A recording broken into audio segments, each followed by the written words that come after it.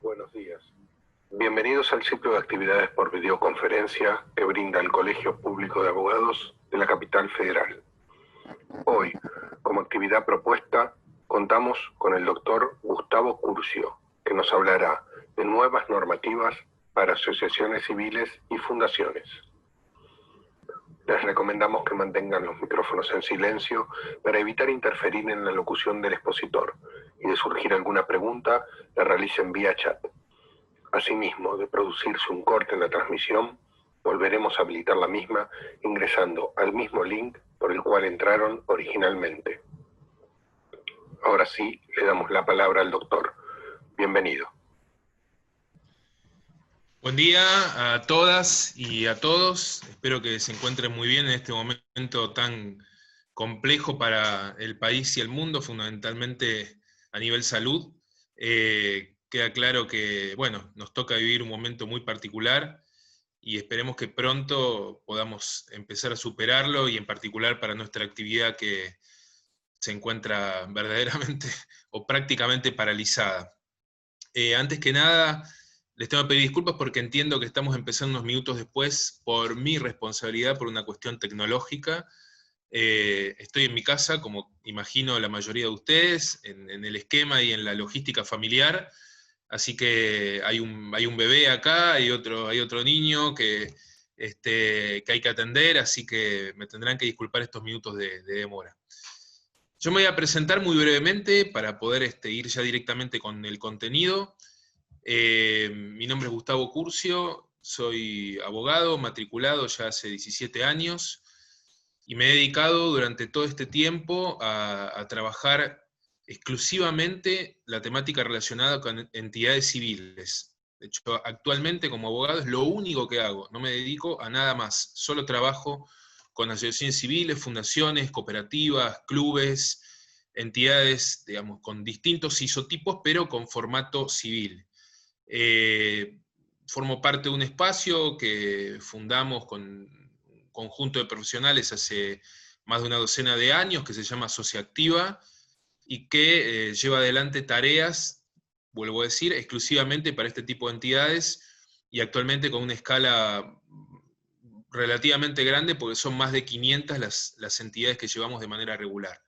Me ha tocado trabajar durante todo este tiempo en la constitución de más de 700 entidades, así que, y es vocacional porque formo parte de varias organizaciones, así que no solamente hay una cuestión técnico-profesional, sino vocacional, por el hecho de haber participado en la creación o en la dirección de distintas, fundamentalmente, asociaciones civiles. Así que bueno, lo que yo voy a transmitirles hoy tiene que ver con la experiencia del día a día. Hay preparada una presentación que vamos a ir analizando. Ahora en breve la vamos a empezar a proyectar. En principio, el esquema de hoy va a ser, yo voy a realizar una presentación de aproximadamente una media hora. Está preparada la presentación más o menos para ese tiempo. Y luego voy a abrir a que todos aquellos que quieran hacer alguna pregunta, algún comentario, puedan hacerlo. Por lo general, siempre suelo tender a habilitar al principio una pequeña presentación, o si alguien forma parte de alguna organización, o si trabaja con organizaciones de este estilo, pero lo que voy a proponer es que en todo caso lo hagamos hacia el final en honor al tiempo, y que si cuando alguien haga alguna consulta, si quiere brevísimamente mencionar si forma parte de alguna entidad civil o si trabaja para alguna entidad civil, es interesante conocer otros colegas que se dedican a la temática, ya que en realidad no son tantos. Bien, como introducción, me parece importante mencionar que la Argentina es un país que tiene una escasa normativa en materia de entidades civiles. Hoy, fundamentalmente, el elemento rector son una serie de artículos del Código Civil reformado del 2015 para acá, que de hecho, para que ustedes tengan una idea, quizá algunos lo sepan, entre otras cosas derogó la ley de fundaciones. En la Argentina nunca existió ley de asociaciones civiles, hasta hoy, digo, hay algún proyecto dando vuelta, pero nunca existió. Y existía una ley de fundaciones desde el año 1968, pero que fue derogada a partir de la reforma del Código Civil. Entonces ni siquiera hoy contamos con ley de fundaciones. Lo que hay surge del articulado ilimitado, por otro lado, del Código Civil. Y por otro lado, están las resoluciones de los organismos de Contralor, y en particular en el tema que nos convoca de la Inspección General de Justicia. Nosotros como matriculados en esta jurisdicción, básicamente en la interacción en esta temática es con la Inspección General de Justicia, con la IGJ. Recordemos además que no existe la personería jurídica nacional para las entidades civiles, ya que la Argentina es un país federal y cada jurisdicción tiene su propio registro.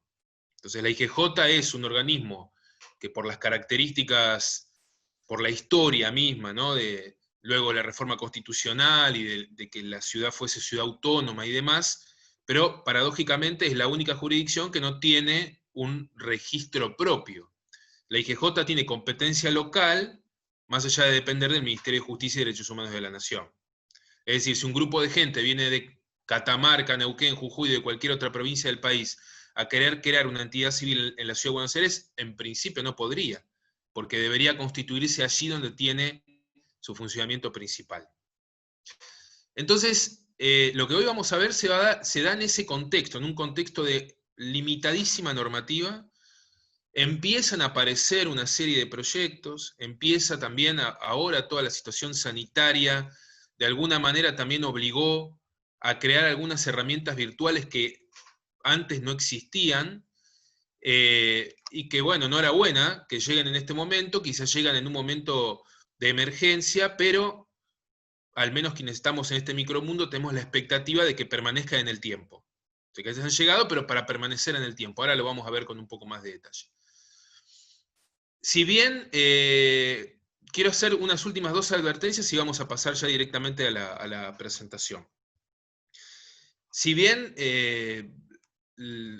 estamos todos ustedes, todas ustedes, matriculados en esta jurisdicción, también preparé un par de filminas en relación a los cambios en la provincia de Buenos Aires, porque bueno, en el marco del trabajo en la zona metropolitana, probablemente varios de ustedes o tengan algún trabajo con la Dirección Provincial de Personas Jurídicas o alguna entidad que llevan, entonces me parecía interesante que tuvieran alguna información en ese sentido. Vamos a focalizar en las nuevas normativas para asociaciones civiles y fundaciones que surgen de la IGJ, pero también va a haber un par de filminas más informativas para que tengan respecto de la provincia de Buenos Aires.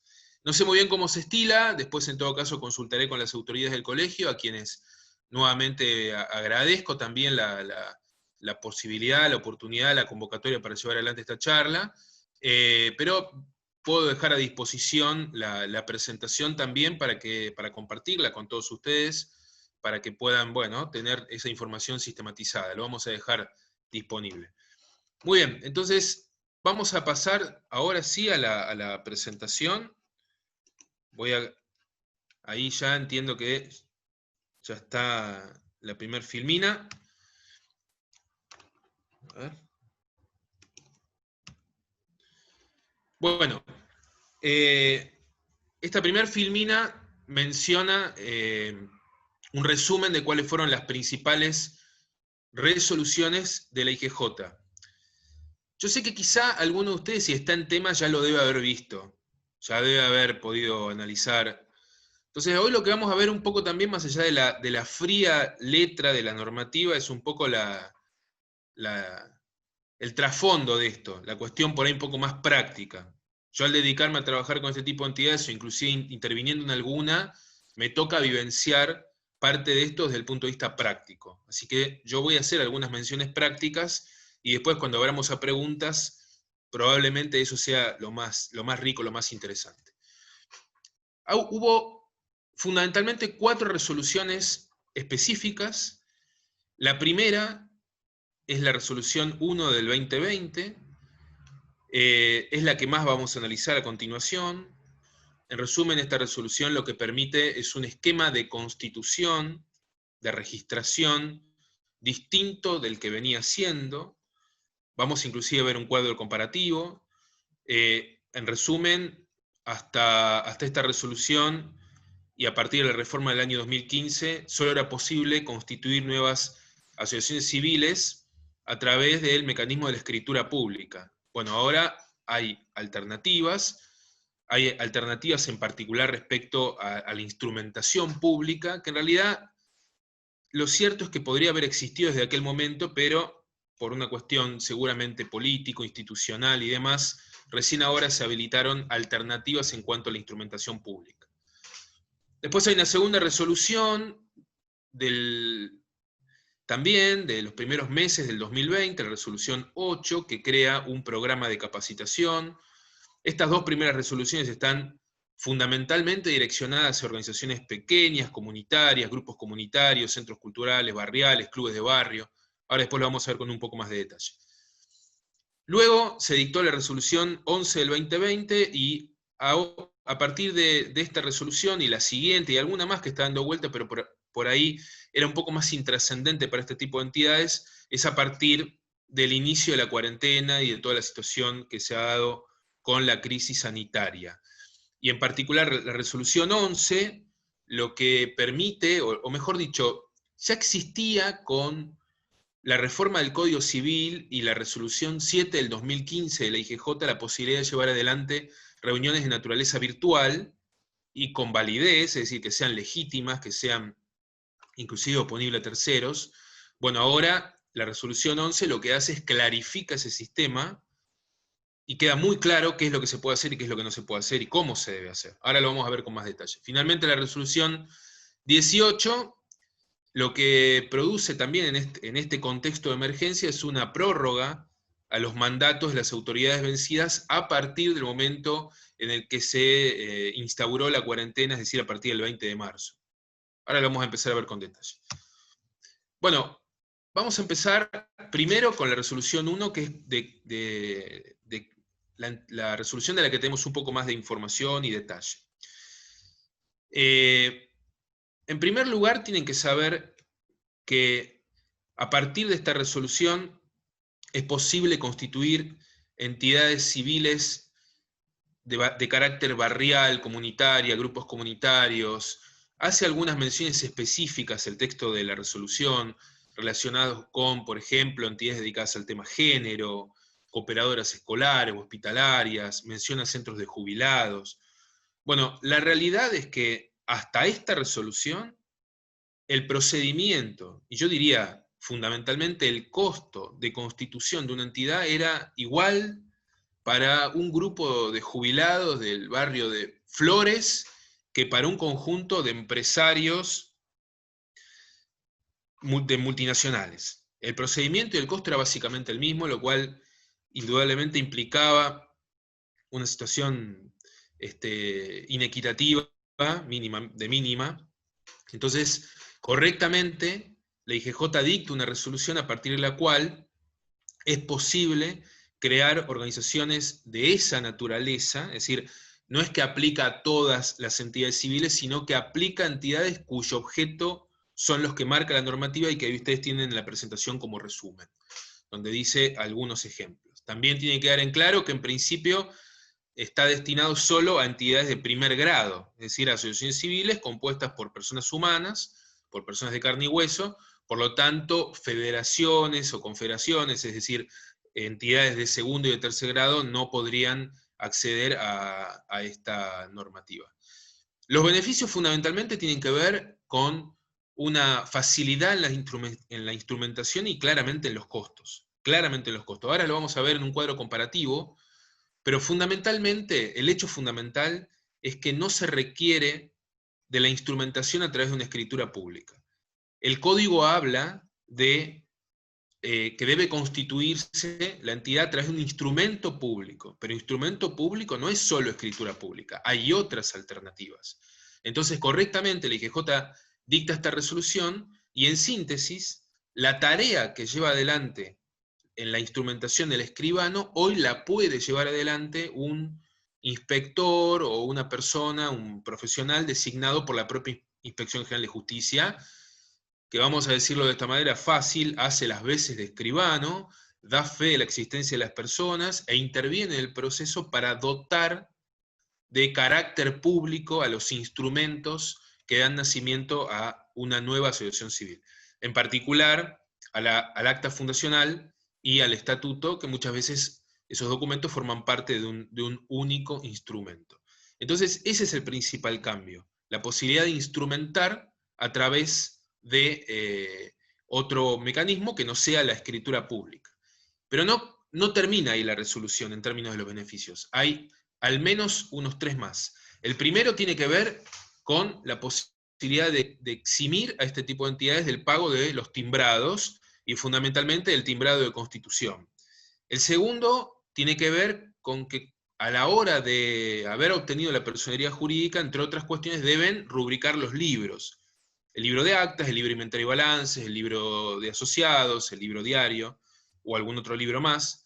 Bueno, ahora estas rúbricas, si bien van a tener que seguir sosteniendo el pago de los libros físicos como tal, no van a tener que pagar el costo de la rúbrica. Entonces, para una entidad es un costo menor, interesante.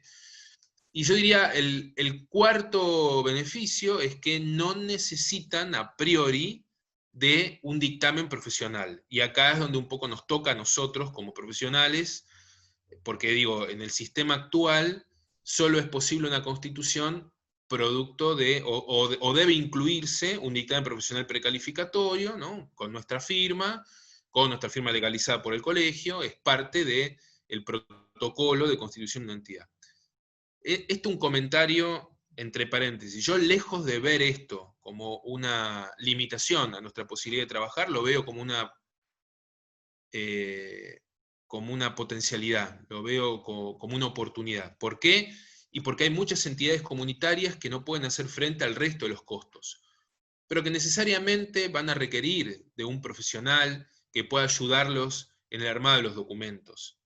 La IGJ no es que pone a disposición los documentos, pone a disposición el mecanismo para que se pueda instrumentar de una manera distinta que la escritura pública. Por lo tanto, yo sinceramente lo veo como una oportunidad, y enhorabuena que las organizaciones comunitarias tengan esta posibilidad, y que seguramente lo que va a producir va a ampliar el asociativismo. Claramente lo va a ampliar, porque hasta ahora, solamente es posible que esto suceda para organizaciones muy específicas. Me van haciendo algunas preguntas, las voy respondiendo de a poco. La resolución 1 del 2020, me preguntan si incluye clubes. Yo, no lo dice expresamente, pero la interpretación es que clubes de barrio sí, un club grande claramente no, un club nuevo, grande, con estructura claramente no, y si incluye asociaciones de protección de animales abandonados, en principio diría que no hace mención a entidades vinculadas a lo medioambiental, pero podría ser. Podría ser, dependiendo del lugar donde funcione. Si es, por ejemplo, una entidad que se dedica a atender las necesidades de perros, de gatos, de animales domésticos, de barrios, de villas, yo creo que sí, que habría fundamentos para constituirla.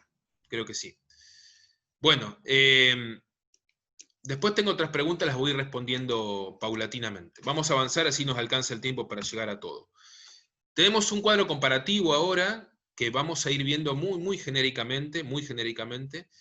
El primer punto ya lo mencioné, respecto de la forma de constitución. Ahora se puede hacer a través de la participación de un inspector de IGJ, en reemplazo de la escritura pública. Las firmas, que previamente debían ser justamente ante escribano, que incluía en su libro de protocolo, las firmas ahora se pueden hacer a través de la reunión que se pauta. Una reunión se pauta con un inspector del IGJ para que tome las firmas. El dictamen profesional, como decíamos antes, no es obligatorio, salvo en un caso, que después lo vamos a ver, que es en caso de que la entidad, a la hora de presentar su proyecto de estatuto y de acta fundacional, reciba una vista y tenga que cambiar algo del contenido de esos documentos, fundamentalmente del estatuto, va a tener dos caminos: o allanarse y aceptar el criterio de la IGJ, o contravenir, es decir, no estoy de acuerdo con el criterio de la IGJ. Entonces en ese caso Si no estuviera de acuerdo con el criterio del IGJ, entonces ahí se va a requerir obligatoriamente un dictamen profesional precalificatorio, que en principio sería de un abogado, porque el escribano, al no intervenir en la instrumentación, no tendría cómo participar del proceso. Los timbrados, como decíamos, a partir de ahora van a tener la posibilidad de acceder a estas entidades a la exhibición del pago de los timbrados, fundamentalmente del timbrado de la Constitución y algunas que hacen la reserva de nombre, lo mismo que la rúbrica de libros. Para avanzar con el tiempo, yo no voy a explicar con total detalle cómo es el procedimiento de constitución, lo voy a decir un poco por arriba. Ustedes tienen la posibilidad de leerlo y en todo caso después cuando compartamos el material podrán profundizar un poco. Hay algunos requisitos del proceso de constitución que siguen siendo similares. El primero es que debe tratarse de al menos 7 personas mayores de edad. Yo he podido constituir algunas entidades con 6. Ustedes me dirán, ¿de qué normativa surge eso? De ninguna, pero es la costumbre administrativa. Y como sabemos, la costumbre administrativa a veces tiene tanto valor o más que la normativa en sí misma.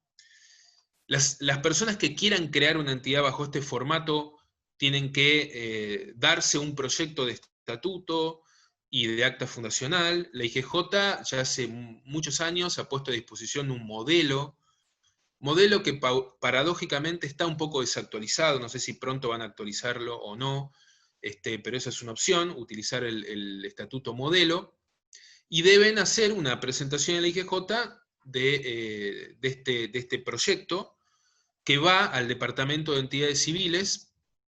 Una de las ventajas que no mencioné es que los plazos teóricamente van a ser bastante más cortos. La propia normativa estipula que teóricamente en un mes, yo diría, pensemos que quizá al principio sea un poco más, 45, 60 días, pero para lo que tradicionalmente viene sucediendo, que es que suele tardar bastante más, un proceso rápido de la constitución de una entidad demanda nunca menos de 4 meses, 3 con mucho viento a favor y la mayoría de las veces más. Que pase ese tiempo a 1 o 2 meses está muy bien, es claramente un proceso más rápido. Uno de los requisitos que se mantiene es que se debe hacer un depósito de garantía en el Banco Nación para acreditar el patrimonio inicial de la entidad. Hasta el día de hoy sigue siendo de 1.000 pesos, va a seguir siendo así. Y con toda la documentación se eleva y en teoría en 5 días el Departamento de Entidades Civiles debe poder responder sobre este proyecto y se pone en contacto el inspector con alguien de la entidad que va a ser designada, y ahí manifiesta si hay o no observaciones al estatuto. Una vez que esto sucede, se tiene que contestar la vista, si hubiera, y ahí aparece este camino que decíamos antes, ¿no? De contravenir o allanarse, y una vez con todo el texto definido, se concreta una fecha y un horario y un lugar para realizar la asamblea constitutiva. Esa instancia ya representa la llamada visita de inspección, y cuando se concreta esta visita de inspección y se concretan las firmas, ya queda constituida la entidad, van los documentos al IGJ, junto también con la demostración patrimonial, y ahí la IGJ se toma aproximadamente, en teoría, unos 15 días para determinar el otorgamiento de la personería jurídica o se observa alguna cuestión. En el otorgamiento de la personería jurídica ya queda, bueno, la resolución, como cualquier otra hasta hoy, tiene los mismos beneficios, los mismos alcances. Quiero responder a alguna pregunta más que me hicieron. Bueno, ahora vamos a ver lo de las reuniones virtuales, en la pregunta que me hace Clara, y Mercedes me pregunta, el régimen simplificado para simples asociaciones civiles, bueno, sigue existiendo el registro de simples asociaciones civiles, pero es real que a partir del momento en que se dicta esta normativa, que quizás sea un poco superadora, la posibilidad, digamos, que haya mayor cantidad de simples asociaciones civiles, las que figuraban en el viejo artículo 46 del Código Civil, bueno, queda claro que es probable que cada día se constituyan menos simples asociaciones civiles porque este esquema es un esquema superador. No lo sé, pero a mí por ejemplo, de las 500 entidades que nosotros llevamos en la sociedad activa, tenemos una sola simple asociación civil. Es una figura interesante, pero que en los hechos tiene enormes limitaciones. Bueno, avancemos. Respecto entonces, ¿y qué pasa si el proyecto es observado? Ya lo expliqué básicamente. Ahí es donde puede potencialmente aparecer nuestra participación hay que preparar un dictamen precalificatorio que pueda responder a la circunstancia de contravenir el criterio de la IGJ y de, que pretender otro texto u otra documentación. Bueno, terminamos entonces con la resolución 1. Si queda alguna duda va a haber margen para preguntas dentro de unos minutos. Quiero avanzar para aprovechar bien el tiempo, porque teóricamente me quedan 6-7 minutos para terminar la presentación. La IGJ dicta además la resolución 8 del 2020, que yo creo que tiene natural relación con la resolución 1. ¿Por qué? Porque es un programa fundamentalmente de formación y también para este tipo de entidades. Para organizaciones comunitarias, para asociaciones vecinales, para clubes de barrio, para centros de jubilados. Lo que la IGJ crea es un programa a partir del cual pone a disposición un conjunto de sus profesionales que irían in situ a la sede de las instituciones que requieran de este programa para llevar adelante espacios de formación en todo lo que hace a las obligaciones formales de este tipo de entidades. Inclusive, el propio texto de la resolución menciona aspectos que no tienen que ver estrictamente con lo jurídico, sino también con lo contable, con lo impositivo, con los trámites en la FIP, con las obligaciones de los asociados, con cómo llevar adelante correctamente las reuniones, las asambleas, etcétera, etcétera, cómo completar los libros y demás. Hace una mención específica que es que, lo voy a traducir, no va a ir la IGJ a una entidad que tiene 4 personas, va a ir a una entidad por ahí que tiene un número mayor de gente, y menciona la propia resolución que esa entidad convocante debería buscar convocar otras entidades de la zona o de la comuna para poder ampliar la formación y que llegue a mayor cantidad de organizaciones y de directivos. Bueno, vamos a hablar ahora de las 2 resoluciones que tienen que ver específicamente con este momento relacionado con la crisis sanitaria. En primer lugar, la resolución 11 habilita plenamente la posibilidad de llevar adelante reuniones de naturaleza virtual. Yo al principio lo mencioné, ya había una mención respecto de esto en las normativas que surgen del año 2015, pero había algunas dudas y lo que la resolución 11 hace es clarifica esas dudas y le da mayor entidad a la posibilidad de llevar adelante reuniones de este estilo. Tiene que quedar en claro que lo que expliqué antes aplica exclusivamente a asociaciones civiles y con esas características. La resolución 11 y la resolución 18 que ahora vamos a ver se extiende tanto a asociaciones civiles como a fundaciones. Para poder llevar adelante una reunión virtual formalmente, que tenga validez, hay una serie de requisitos que se deben cumplir. En primer lugar, tiene que tratarse de una reunión que utilice un mecanismo, una plataforma, que sea accesible para todas aquellas personas que tengan la potestad formal de participar. Si ustedes utilizan una plataforma que solo algunos pocos pueden usar, entonces ya carecería de validez. Puede ser Zoom, puede ser Meet, puede ser la llamada de WhatsApp, puede ser alguna de las que estamos utilizando más comúnmente ahora en cuarentena, pero tiene que poder habilitar la posibilidad de que todos participen, todos aquellos que tengan la potestad formal de hacerlo. Ese es un segundo requisito. Todos aquellos que tengan la potestad formal para participar tienen que ser convocados. Es decir, el proceso de convocatoria tiene que darse en los mismos términos que hasta hoy. Lo que diga el estatuto de cada entidad, con el plazo que diga el estatuto de cada entidad, con el procedimiento que diga cada estatuto. Hoy quizás sí se habilita la posibilidad de hacer convocatorias de carácter virtual por el mismo motivo, porque es difícil emitir las famosas circulares de convocatoria por escrito. Bueno, eso claramente es muy complejo. Se habilita la posibilidad de que se puedan realizar las convocatorias de manera virtual, pero tiene que llegar la información a todos. ¿Quiénes son todos y todas? Los directivos, los miembros de una comisión directiva de una asociación civil, los miembros de un consejo de administración de una fundación, los asociados de una asociación civil si se trata de una asamblea. Todos tienen que poder recibir correctamente la convocatoria. A su vez, la convocatoria tiene que poder, la plataforma tiene que poder permitir tanto que pueda haber una comunicación de manera oral, auditiva, y por escrito. Pensemos que quizá alguna persona tenga alguna dificultad en términos tecnológicos, pero también pensemos en una organización de personas sordas, por ejemplo. Yo llevo por nombrar una entidad, la Asociación Argentina de Sordas. Bueno, tienen el lenguaje de señas, pero también tienen la posibilidad, si hace una reunión virtual, de escribir. No se van a poder escuchar, van a tener que escribir. Lo mismo si se tratara de una entidad de no videntes, que tienen la posibilidad de hablar, pero no van a tener la posibilidad de escribir. Entonces, si la plataforma solo permite escribir, pero no tiene formato auditivo, entonces se estarían violando los derechos de los asociados, simplemente. Bueno, me van haciendo algunas preguntas. ¿Cómo se vota?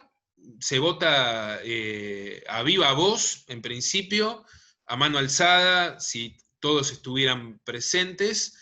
El mecanismo ahí, digo, lo que no está aceptado, lamentablemente, es la posibilidad de la firma digital, pero esto excede a estas normativas. Hay proyectos, se está tratando, pero el problema es que no hay firma digital. Entonces ahora lo voy a explicar cómo funciona el tema de la instrumentación. Lo tercero a decir es que tiene que estar grabada la reunión. Y tiene que grabarse en un soporte y permanecer en ese soporte por 5 años. ¿Cómo funciona la continuidad? Es decir, se hace una reunión, se hace válidamente, participan los que tienen que participar, se toman las decisiones. Muy bien. Todo lo que sigue es similar a como es hasta ahora. Es decir, se tiene que transcribir el acta en el libro correspondiente, en el libro de actas o en el libro de asambleas, si hubiera libro de asambleas. Se tiene que copiar el libro, y hasta ahora no está habilitada la firma digital, como explicábamos antes, por lo tanto, lo que la normativa estipula, y en realidad esto es parte de la costumbre administrativa, yo lo he averiguado en su momento, es que, bueno, se dejará pendiente para el momento en que se supere la cuarentena y podamos vernos las caras, para concretar todo el proceso de firmas. Solamente va a ser posible así. Hoy no hay otro mecanismo porque no está habilitada la firma digital. De hecho, en el IGJ, ustedes no pueden presentar nada en formato digital en relación a una asamblea o alguna reunión. No es que se celebra y después se puede presentar en un formato virtual. No. Se celebra, tiene validez, pero queda ahí. De hecho, la mayoría de los trámites no se podrían hacer. Recién, para que ustedes tengan una idea, desde antes de ayer, desde el 16 de junio, se habilitó la posibilidad de presentar asambleas y balances. Hasta ese momento no era posible. En cuanto a ver, vamos a ir viendo las preguntas. Si estás constituyendo una entidad, por lo pronto a Vicky Cabo le respondo, no vas a poder constituirla porque no es uno de los trámites habilitados en IGJ. Sí es importante incluir en el estatuto el formato de la virtualidad, y esto me permite contar otra característica de esta resolución, que es que dice expresamente que si el estatuto de la entidad no prevé la forma virtual, lo cual es muy probable, la enorme mayoría no estipula nada de eso, igual tiene validez. Que no lo diga el estatuto no le quita validez, tiene plena validez. Bien, después me preguntan, libro de registro de asistencias. Hasta ahora no es posible hacer rúbricas tampoco, así que esa es una de las actividades que lamentablemente no se pueden llevar adelante aún. En cuanto a la habilitación de 2 personas para firmar el libro, es interesante la pregunta, porque de hecho a mí me ha pasado en un par de entidades que viven juntos, presidente y secretario, que son los que naturalmente deben firmar el acta, y si se mandata y tienen el libro y lo pueden copiar y lo pueden hacer así, bienvenido. Tiene validez y aporta parte de la resolución. Las reuniones se tienen que celebrar, en respuesta a lo que me pregunta Milagros, se pueden celebrar virtualmente, pero luego se tienen que transcribir al libro. Todo se terminará, en realidad, respecto a, bueno, cuando pase el momento de la cuarentena. Perdón, voy leyendo una pregunta que es... Les pido que me traten de hacer algunas preguntas por ahí no tan extensas para que yo las pueda ver rápido y continuar con la presentación y responder a todos. A ver, un segundo.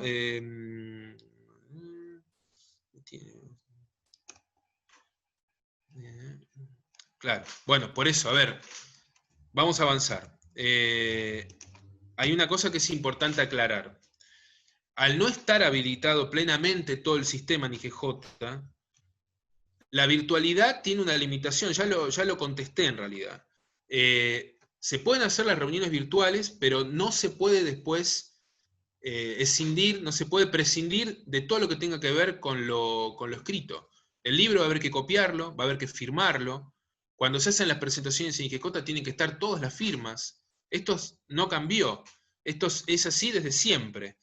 Si se hace una designación de autoridades, tienen que estar todas las firmas de todas las personas que son elegidas autoridades, tanto una fundación como una asociación civil.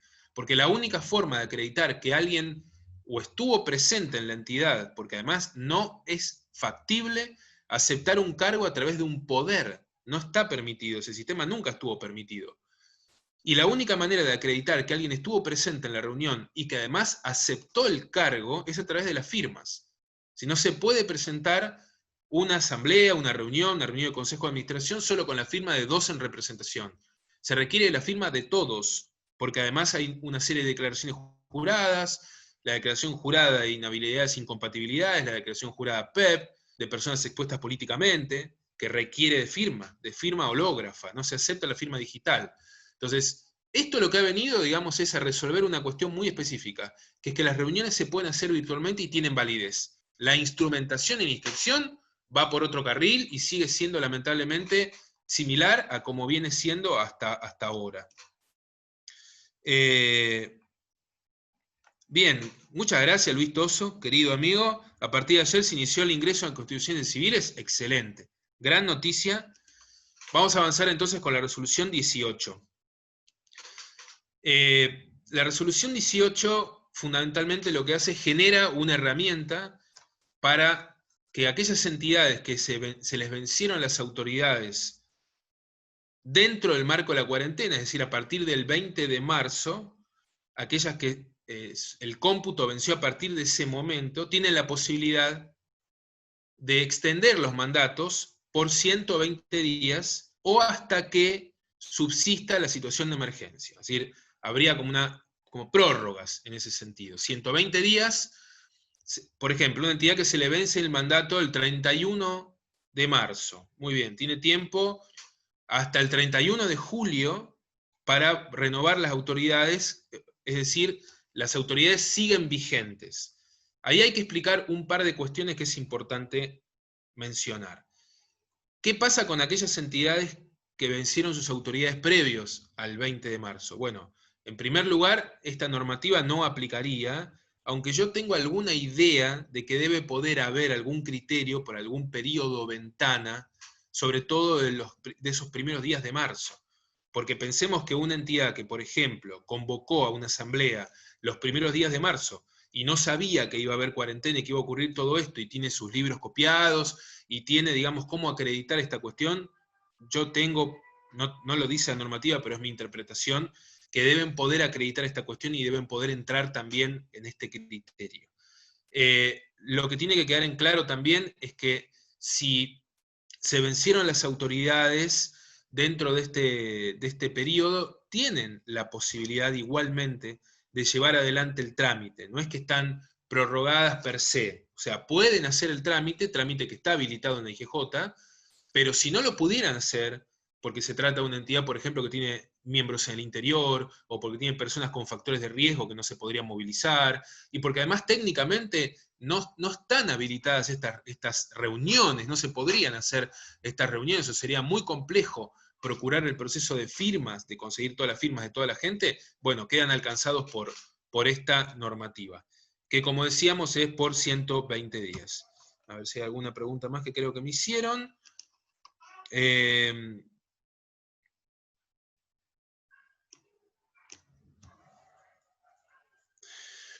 En cuanto a la posibilidad de llevar adelante, la pregunta que hace Milagros, lo acabo de responder en realidad. El trámite de cambio de autoridades se puede hacer en IGJ y de hecho ahora se pueden también presentar las asambleas. Lo que pasa es que, bueno, está la limitación propia del hecho de no poder realizar reuniones presenciales, porque no se supone que sea una de las actividades habilitadas. Entonces, al no poder habilitarse esa actividad, aparece, digamos, una complejidad en ese sentido. Los bancos, esta normativa claramente los bancos la tienen que respetar, y lo que a mí me vino ocurriendo con las entidades con las que trabajo es que los bancos están siendo básicamente flexibles. Bien, vamos con la pregunta, lo que pregunta Federico, vamos a pasar a las últimas filminas para después sí abrir ampliamente a las preguntas.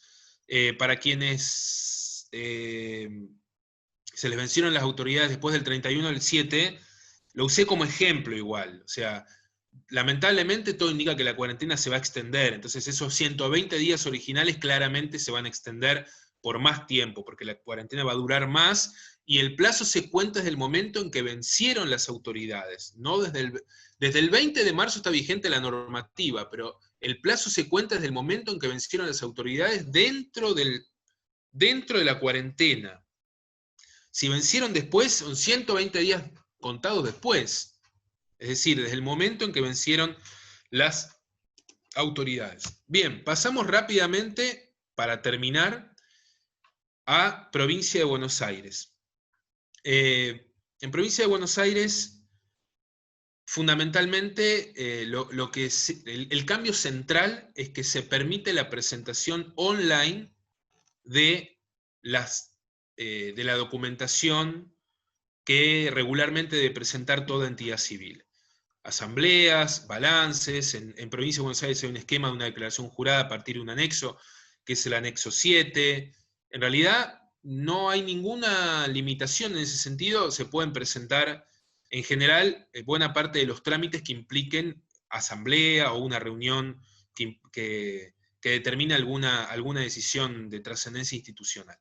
Pero a su vez, la Dirección Provincial de Personas Jurídicas estableció una prórroga de 180 días similar, parecida a la IGJ, parecida digo porque es un poco más amplia, entre otras cosas, por ejemplo, los certificados de vigencia que otorga la Dirección Provincial de Personas Jurídicas también le dan una vigencia mayor, antes era un plazo menor, ahora es por 180 días, están también corridos los plazos. Pero lo interesante es que ahí sí se pueden hacer presentaciones de manera online, a un mail. Ahí yo no voy a nombrar cada cosa, ustedes después van a tener la posibilidad a través de la presentación de tener estos detalles sistematizados. Entonces se pueden hacer las presentaciones de manera online y aparece esta prórroga que es inclusive mayor que la de la IGJ es de 120 días, en Dirección de Personas Jurídicas son 180 días.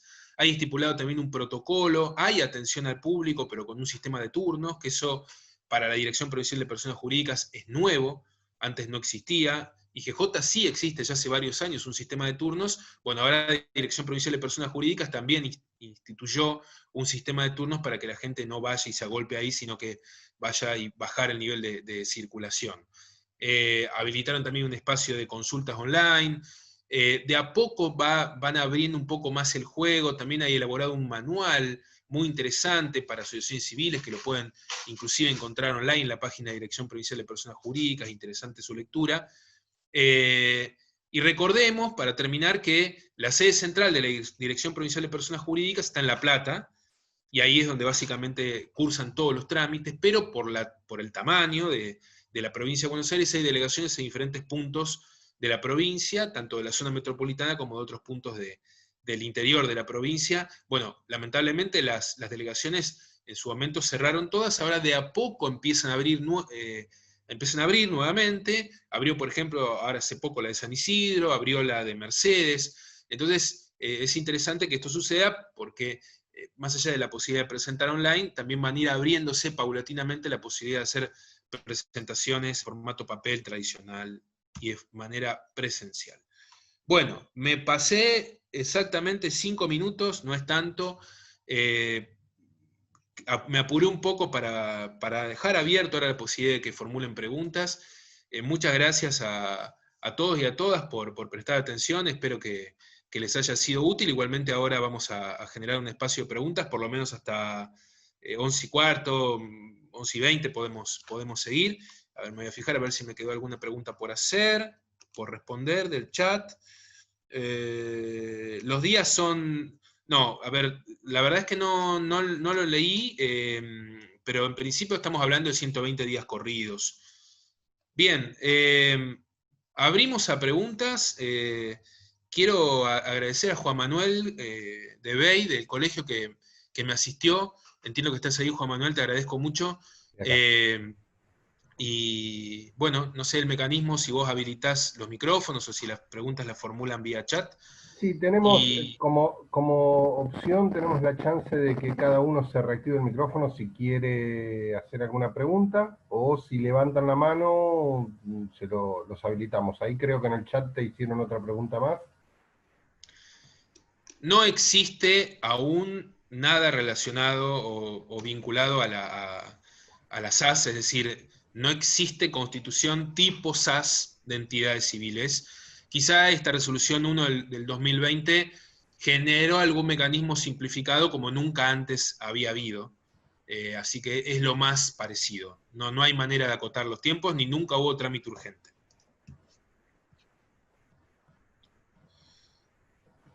En respuesta a la pregunta de Gustavo, ya existía un antecedente de una resolución del año 2003, de quien fuera inspector general de justicia en ese momento, el doctor Guillermo Ragazzi, que habilitó la posibilidad de eximir del pago de timbrados entidades que trabajaran con grupos vulnerables y hacía un pequeño detalle de cuáles eran las entidades que entraban en esa categoría. Así que ese es un antecedente interesante. Después no me acuerdo ahora exactamente el número de resolución, pero ahí aparece, digamos, una respuesta. Pero el propio texto de la resolución explica de qué se trata.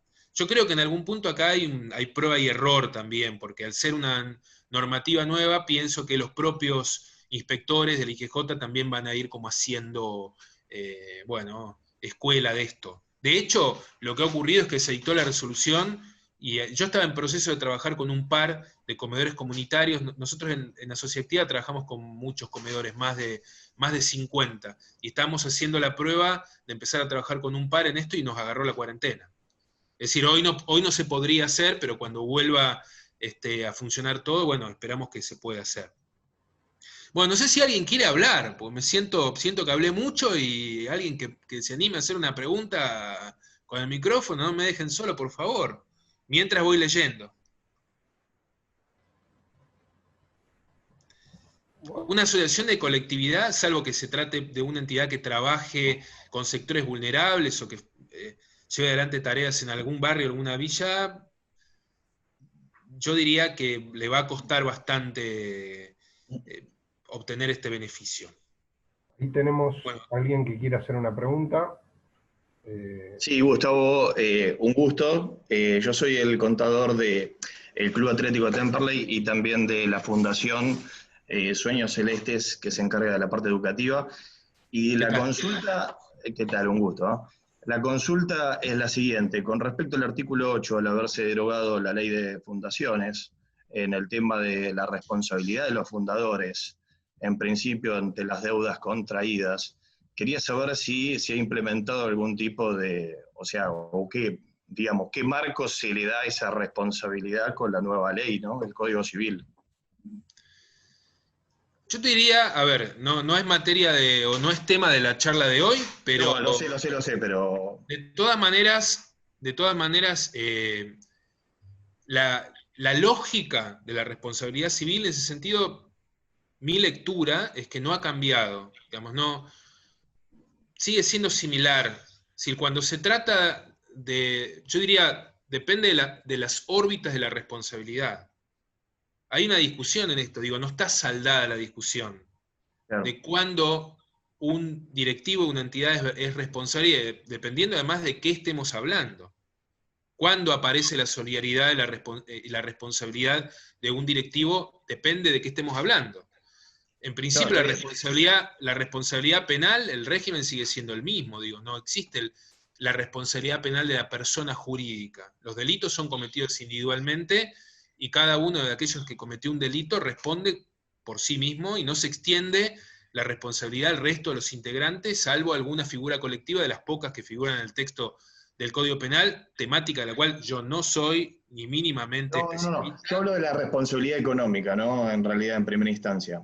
De la responsabilidad civil depende si se trata, digamos, de una responsabilidad contractual o extracontractual. y si hay o no un delito de por medio. Si hay un delito de por medio, claramente responde el directivo que cometió el delito. Yo te explico por qué. Por eso estaba hablando de la responsabilidad penal. Y en relación a la responsabilidad contractual, si el club, la entidad, firmó un contrato y se incumple con el contrato, habrá que ver las circunstancias del caso. Digamos, hay un montón de circunstancias que llevan a determinar si hay o no impericia en ese sentido, pero la regla en relación a la responsabilidad civil, sea contractual o extracontractual, es que sigue siendo la misma. Responde la entidad con su patrimonio hasta donde su patrimonio alcance. Las responsabilidades solidarias siguen siendo muy claramente las responsabilidades de naturaleza impositiva, que además es casi abstracto, porque la enorme mayoría de las entidades tiene exenciones, pero podría llegar a ocurrir. Yo he tenido un caso en toda mi historia profesional de una responsabilidad solidaria, una ejecución fiscal a un directivo de una entidad por responsabilidad solidaria, y, por supuesto, cuando existe responsabilidad de naturaleza laboral, que ahí sí, en la responsabilidad laboral, muy claramente se aplica el criterio de la solidaridad.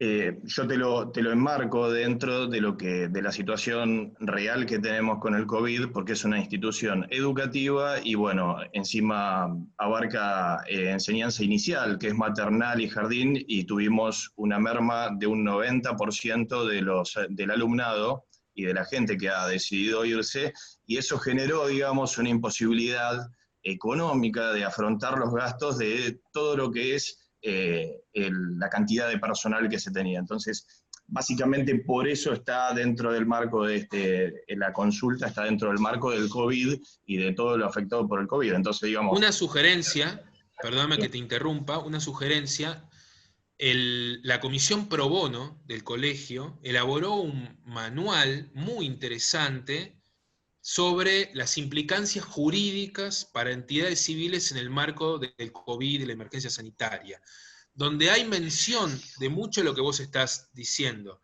Si lo buscan en la comisión pro bono, entiendo que tiene o página sí, desde dónde acceder. Yo lo tengo, también potencialmente lo puedo compartir si a alguien le interesa. Ahí hay un interesante respuesta a todo esto que vos estás mencionando. Perfecto.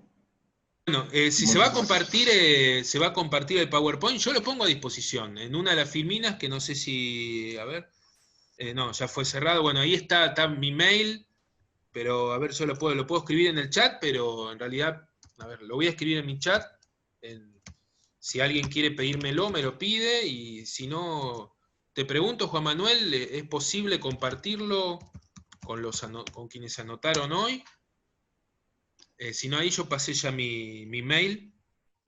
Y Gustavo, si me lo envías... Te lo envié ayer por mail. No, ayer el PowerPoint ya lo mandamos. Pero de lo que estaban hablando, de lo de pro bono, si me lo envías, se lo reenviamos también a los inscriptores, no hay problema. Perfecto. Acá algunas personas mencionan que ya lo recibieron por mail. Bueno, ¿alguna pregunta más? ¿Alguien que se anime?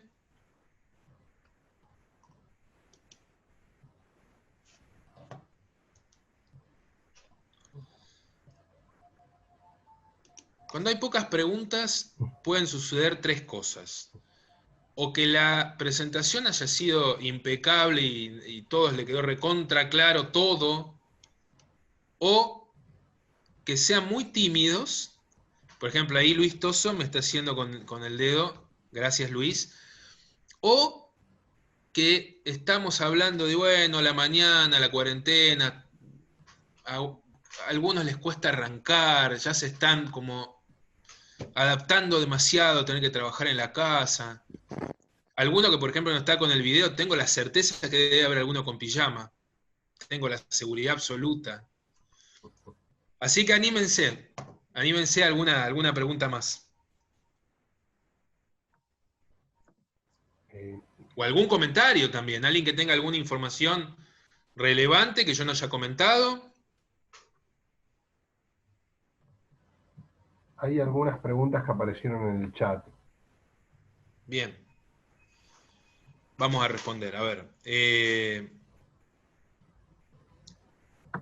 en respuesta a la consulta de Miguel Ángel, las federaciones deportivas no entrarían en la resolución 1, pero sí entrarían en las demás. La prórroga de los mandatos y la posibilidad de llevar adelante reuniones de carácter virtual. El fundamento de la resolución 1, sí, claramente. A ver, yo algo deslicé, la pregunta que realiza María del Valle. No se puede tratar de la misma manera a un comedor comunitario que a una cámara empresaria, que a una organización de profesionales, a una organización de empresarios. Digo, no tiene lógica el mismo tratamiento, no tiene lógica.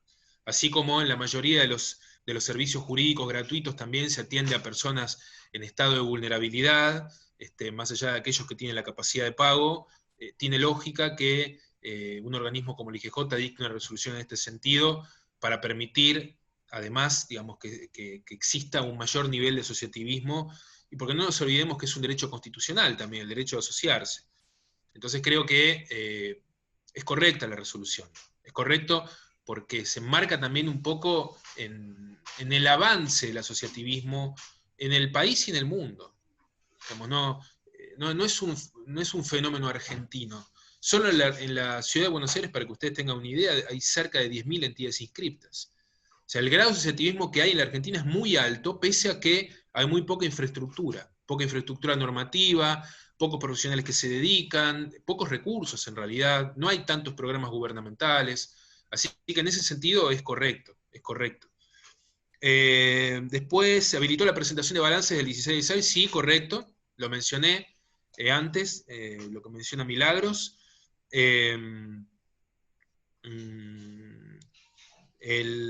No entiendo muy bien la segunda parte de tu pregunta. También se pueden, una cosa que no mencioné, que el colegio habilitó la posibilidad de llevar adelante certificaciones de los dictámenes de manera virtual, quizá alguno de ustedes ya lo experimentó. Después,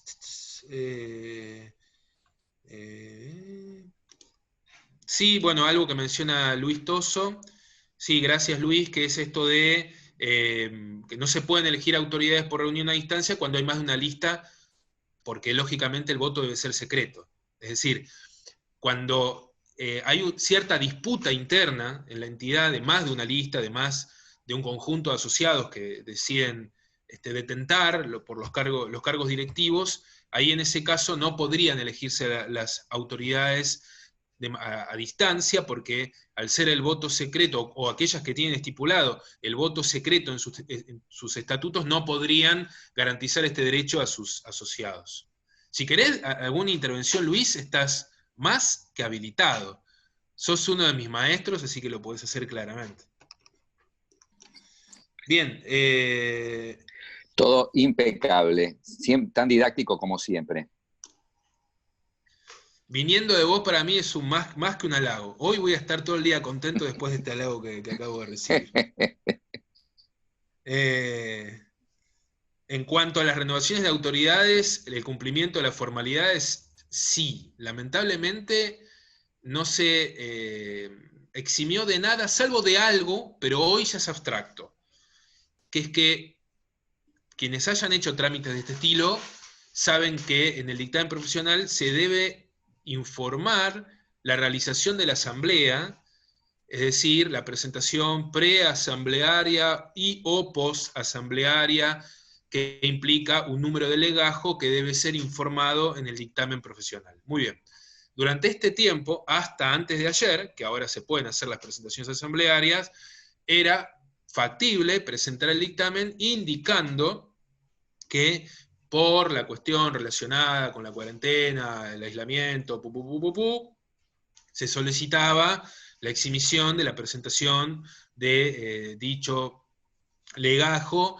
En los pocos que tuve que hacer, incluí con el compromiso de realizar las presentaciones una vez superada la circunstancia de la cuarentena y estando habilitados la normalidad de los trámites. Bueno, pero hoy esto que estoy contando es un poco abstracto porque desde antes de ayer están permitidas las presentaciones de las asambleas y también de los balances. ¿Alguien pregunta sobre si va a haber una disertación de mutuales y cooperativas? Puede ser, si les interesa el tema y lo piden al colegio. Si quieren nos juntamos todos en la puerta del colegio y hacemos llevamos pancartas de queremos cooperativas y mutuales, y ahí claramente vamos a poder armar. Pero bueno, si les interesa, sí, sin duda, claramente lo podemos hacer. Lo podemos hacer.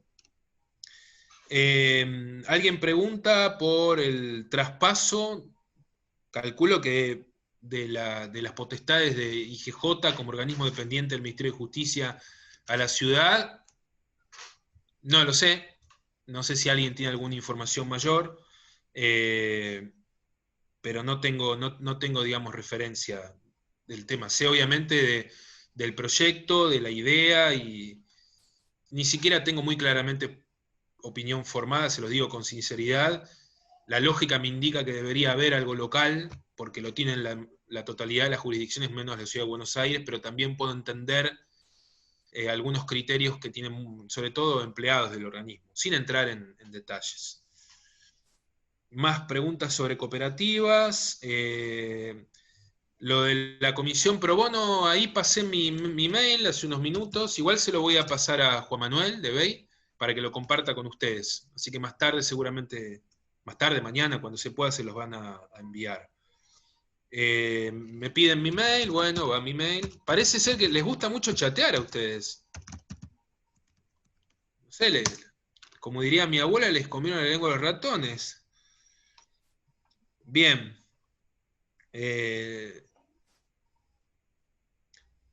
La convocatoria a los asociados o directivos y demás, sí, debe ser como lo estipula el estatuto de cada entidad en respuesta a lo que consulta Verónica. Yo diría, con una excepción, por lógica, que es que aquellas que tienen estipulada la convocatoria por circulares tradicionales, formato papel, dirigidas a los domicilios físicos, los domicilios postales de los asociados, es factible hacerlo de manera virtual. Y ahí hay antecedentes, alguna resolución, o a partir también de las opiniones del IGJ en sus observaciones a los trámites, a los estatutos y demás, que es que lo que tienen que garantizarse es que si realizan una convocatoria virtual, la convocatoria tiene que llegar a todas aquellas personas que formalmente deben recibir esa convocatoria. Entonces, si por ejemplo envían por mail la convocatoria, se tienen que garantizar una de dos: o que haya aviso de retorno, o que haya una respuesta expresa por parte de los asociados de sí recibí el mail, muchas gracias, sí voy a participar, no voy a participar. O sea, lo que tienen que garantizarse es que esa comunicación les llegue fehacientemente a todos y a todas las personas que tengan que participar. Si logran eso, entonces cumplieron con el criterio de permitir, digamos, la participación de todos, porque en última instancia estamos hablando de eso, de respetar los derechos de los asociados, en su caso los directivos, de una entidad a poder participar de una determinada reunión y poder intervenir con voz y voto, llegado el caso, con voz en algunos casos, si se trata de una entidad que solamente otorga ese derecho, en algún tipo de asociado, por ejemplo. Bien,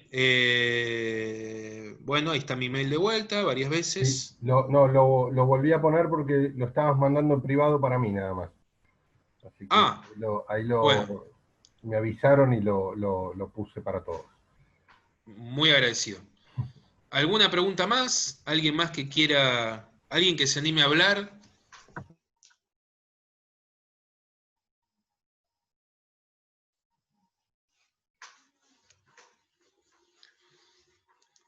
Gracias de nada, varias veces gracias de nada, gracias a ustedes. ¿Alguna pregunta más? Estaríamos transitando los últimos 5 minutos de la reunión en principio. Clara dice que podría hacer una pregunta por audio. Dale, Clara, animate y hacer la pregunta por audio, dale. Ah, si te habilitan, creo que están todos habilitados. Ahí está. No Sí. se podía. Buen día, muchas gracias. Retomo un poco mi pregunta porque yo fui tesorera en una fundación por 10 años y en el mes de abril hicimos, de acuerdo a la resolución 11, la reunión, la asamblea, donde estuvimos todos presentes, y donde se designó que también estuvo presente la tesorera que ingresaba. Eso fue transcrito al libro de actas, y el acta fue firmada por el presidente. Cuando fueron a protocolizar a la escribanía, ahí se presentaron presidente y secretaria, y la tesorera nueva aceptando el cargo en la escritura pública. Pero el acta, por lo que entendimos de la resolución, quedó solamente firmada por el presidente.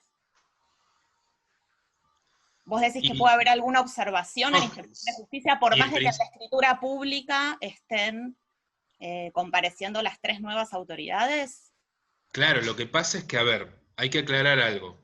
De hecho, sin querer, sin ánimo de retar a nadie, porque no es mi función. Sí, claro. Pero lo instrumentaron mal.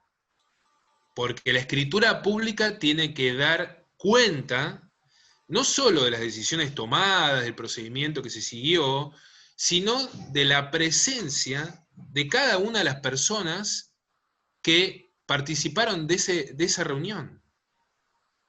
Inclusive, entre comillas, vamos a decirlo así, y no tanto, de las firmas.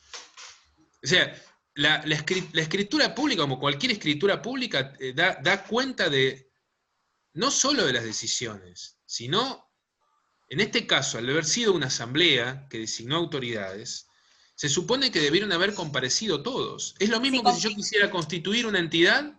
Pero comparecieron todos.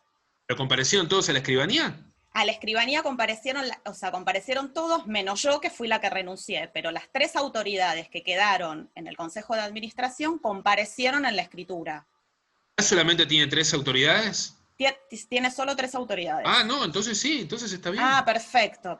Esa era mi pregunta. Digo, tu presencia a priori no era necesaria. De las personas que fueron electas, claramente sí.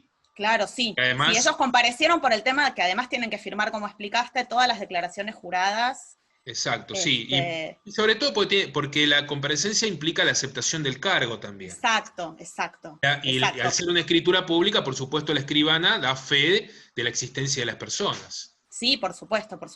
Así fue como lo pensamos, si como viable. En el texto surge que se manifiesta tu renuncia, y se acepta tu renuncia, es suficiente. Perfecto. Aprovecho para saludar al doctor Toso, que ayudaba a mi madre, que es Marta Gil, en Fundación Elpis, en reiteradas oportunidades. Alguna vez hace muchos años he ido a llevarle alguna documentación al estudio, así que aprovecho para agradecerle y saludarlo. Es realmente una eminencia lo que sabe de estos temas. Bueno, muchas gracias. Y un cariño a tu madre, la recuerdo. Sí. Muchas gracias. Gracias, doctor. Estoy al límite de ponerme celoso. Al límite. No, gracias, doctor Curcio. Muy amable, porque me quedo tranquila de que encaramos bien el tema. Está muy bien. Lo quieras o no, Luis, prestigias la charla. Esa es la verdad. Esa es la realidad. Bueno, ¿alguna pregunta para ir cerrando? ¿Alguna pregunta más?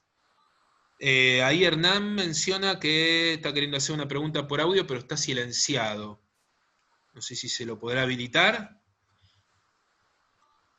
Sí, lo estoy buscando dentro de todos los que están, porque no tengo foto. No, a ver. Vamos a ver. No está con video, ¿no? Está en la pantalla, está en la segunda pantalla, en el segundo renglón de arriba hacia abajo. Creo que estoy, Gustavo, ¿me escuchás? Sí, te escucho, sí. Bien. Bueno, gracias, Gustavo, muy linda la charla, es muy productiva. Yo estoy haciendo un trámite de cambio de radicación de una asociación civil inscripta en IGJ y le estoy trasladando a la Dirección Provincial de Personas Jurídicas en Provincia de Buenos Aires. No es un trámite sencillo. La pregunta es, ¿están admitiendo en la Dirección Provincial esos trámites? ¿O no. Tengo que esperar? No, lamentablemente, o sea, es uno de los trámites que no se están admitiendo. en provincia habilitaron, yo diría, una buena parte de los trámites, no así ese trámite. Claro, claro. Salvo que vos ya tengas el trámite en curso. Lo tengo en curso. Pero ¿lo iniciaste en personas jurídicas de la provincia? Claro, en diciembre del 2019. ¿Y tuviste alguna observación? ¿Alguna vista? Sí, tuve 2 o 3 vistas, las evacué y ahora el trámite está. Bueno, a ver, si hay alguna vista pendiente de contestar, podés contestarla. Si no hay ninguna vista pendiente de contestar, tenés que tener paciencia, porque hasta que salga la resolución... ¿Cómo sigo buscando el trámite? No, ¿cómo lo seguís? Por internet, a través del sistema de la Dirección de Personas Jurídicas, con el legajo que te hayan otorgado, cargas el legajo y te fijás a través del legajo a ver en qué situación está. Y bueno, existen fuertes chances de que no te hayan dado la aprobación ya. Por lo mismo, los tiempos están como muy corridos, está todo mucho más lento, digamos, bueno. No estoy diciendo nada que la mayoría de nosotros no sepamos y padecemos, ¿no? Okay. La circunstancia misma también del hecho de que no esté habilitada la justicia, de que siga la feria y demás, calculo que para la mayoría de ustedes es una circunstancia compleja. Los organismos de Contralor, dentro de todo, bueno, al menos están abiertos y tienen algún nivel de funcionamiento. En cero no estamos, pero bueno, se irá abriendo paulatinamente. Gustavo, bueno, no sé si alguien quiere preguntar algo más. Un comentario, ahí en el chat alguien pide el video. La charla está siendo grabada, en próximos días la van a tener a disposición, tanto en la biblioteca de la página del colegio, como en el canal de YouTube que tiene el Colegio Público de Abogados. El doctor Gonzalo Raposo quiere hacerle un comentario. Ahí le habilité el audio. Gracias, Juan Manuel. Hola, Gustavo. Buenos días a todos. Bueno, Gustavo, quiero agradecerte en nombre del colegio. Realmente esta charla, no te conocía personalmente, tenemos un muy amigo en común, obviamente, y bueno, y se dio. Y ya quiero comprometerte, dado el resultado y bueno, lo didáctico de tu exposición, a una nueva charla, quizás algún otro temario que quieras agregar, pero para que ya en los próximos días también ya la podamos hacer. Solamente gracias y realmente muy útil tu charla. Gracias, Gonzalo. Gracias por tus palabras, gracias al colegio por la oportunidad, a Juan Manuel por todo el apoyo. Sin tu apoyo no hubiese sido posible. Quiero también, por intermedio de ustedes, agradecer al presidente del colegio, a Eduardo Aguad, que genera estos espacios, así que, bueno, creo que son muy útiles para todos, y más en este momento que nos necesitamos mutuamente, y nos toca vivir esta circunstancia tan particular, no solo desde lo sanitario, sino también desde lo profesional, ¿no? Es un momento muy complejo para todos y para todas. Así que, bueno, de mi parte, muy agradecido también a todos los que participaron, a las preguntas, a las pertinencias de las preguntas. Muy útil, muy enriquecedor, siempre uno aprende de los colegas, así que yo me siento también muy agradecido con ustedes por el espacio que pudimos generar. Así que bueno, no sé si esto es todo, si acá terminó, y si acá terminó, saludarlos, y bueno, espero que podamos vernos pronto. Recojo el guante, Gonzalo, programaremos alguna otra charla, alguna otra cuestión que sea de interés para los colegas en materia de identidades civiles. Así que bueno, hasta ese momento.